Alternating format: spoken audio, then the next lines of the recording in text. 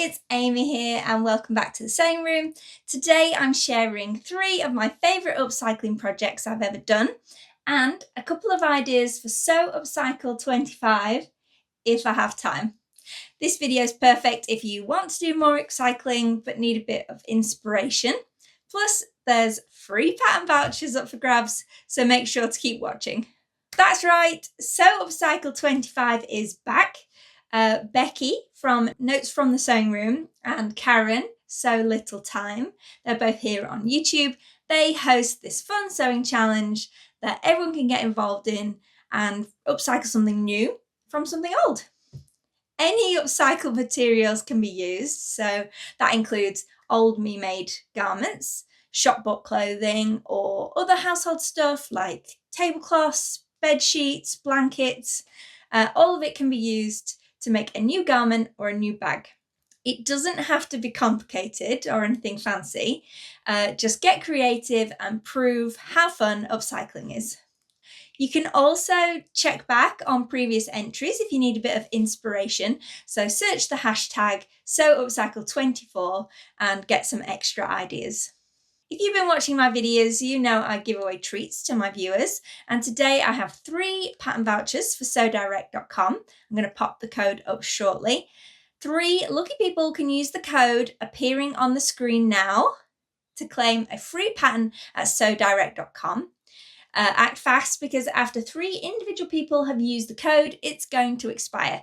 So try your luck and let me know in the comments if you were successful. And if you weren't lucky this time, subscribe and then you won't miss any future videos or more chances to win. So fans of the Sewing Bee will know that they have a dedicated section to upcycling in every episode. But often they're making quite wild, dramatic transformations. So it's important to just think about the message of transformation rather than planning to make some of the same outfits you've seen on the show. So first idea is taking an embroidered tablecloth and turning it into something new. There are so many beautiful embroidered tablecloths on eBay. I've never been lucky enough to find one in a charity shop, but I know people have looked out there as well. And for this project, which I made for Sew Upcycle 24, I used McCall's 7899, which is a cute balloon sleeve blouse, very simple lines, not too many pattern pieces, plus a 50-inch square tablecloth with daisy embroidery in a sort of circular design. I cut out the front, back and sleeves, taking extra care to get the embroidery placed just where I wanted it. I had to dodge a few questionable stains on my tablecloth, but I was able to cut out the back on the fold to make sure I didn't have to disrupt any print and add a keyhole to the back so I could get it on and off. And I used the scraps to make bias tape to finish the neckline with a little button loop closure at the keyhole. I had to cut the sleeves a bit shorter than I wanted, than my pattern originally had, because the tablecloth wasn't the biggest. It turned out so well. I love it. It's perfect lightweight summer spring kind of blouse with jeans, and all the colours in the embroidery, so beautiful.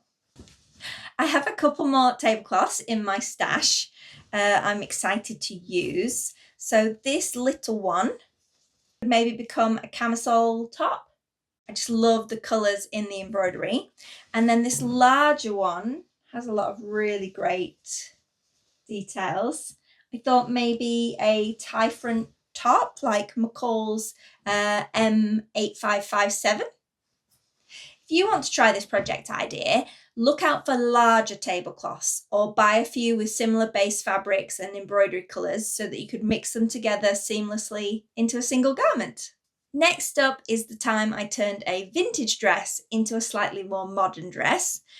During the summer of 2017, I picked up this oversized cotton house dress at a vintage fashion fair. And when I looked inside at all the internal construction, there was a good chance it was actually handmade.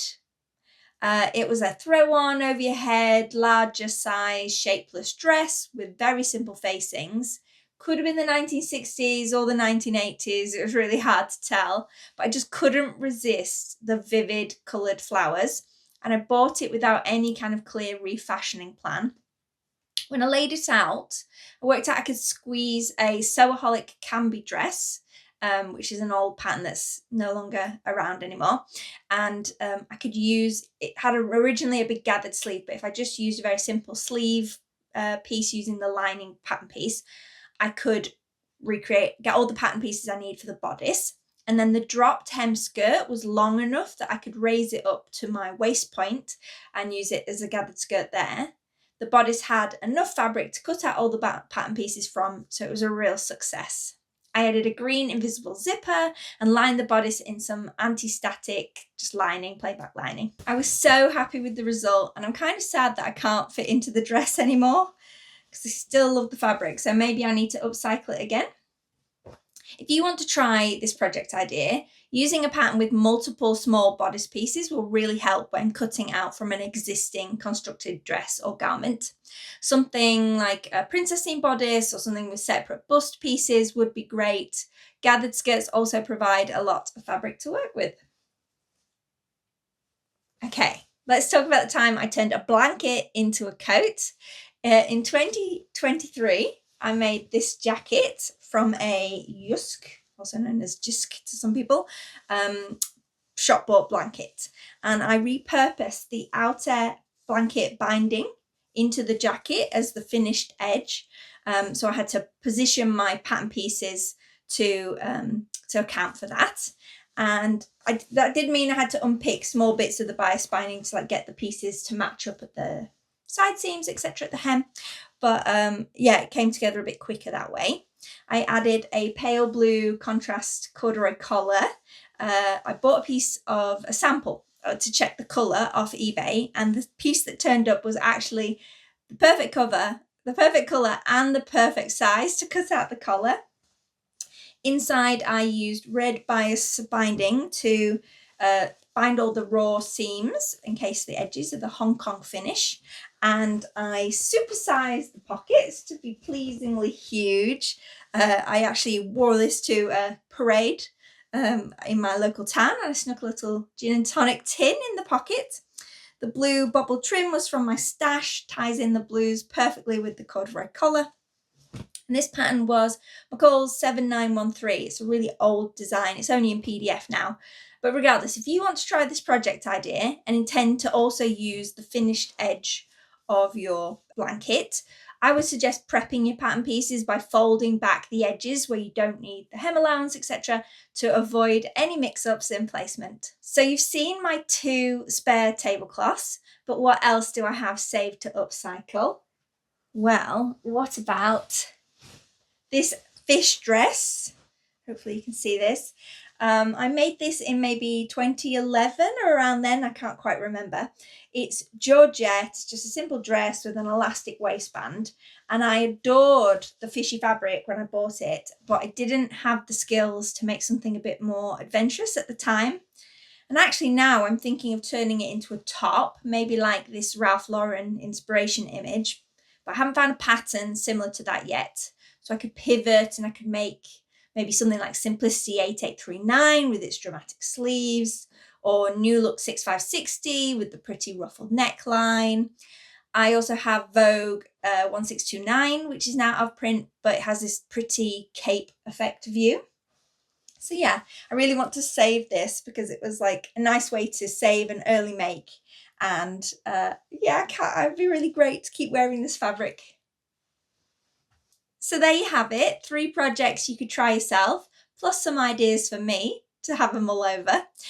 Leave me a comment to let me know if you've done much upcycling before, or if you've been inspired to have a go, maybe for Sew Upcycle 25. And don't forget to subscribe because I'll be back again soon with another video and more chances to win. Thanks for watching everyone, happy sewing!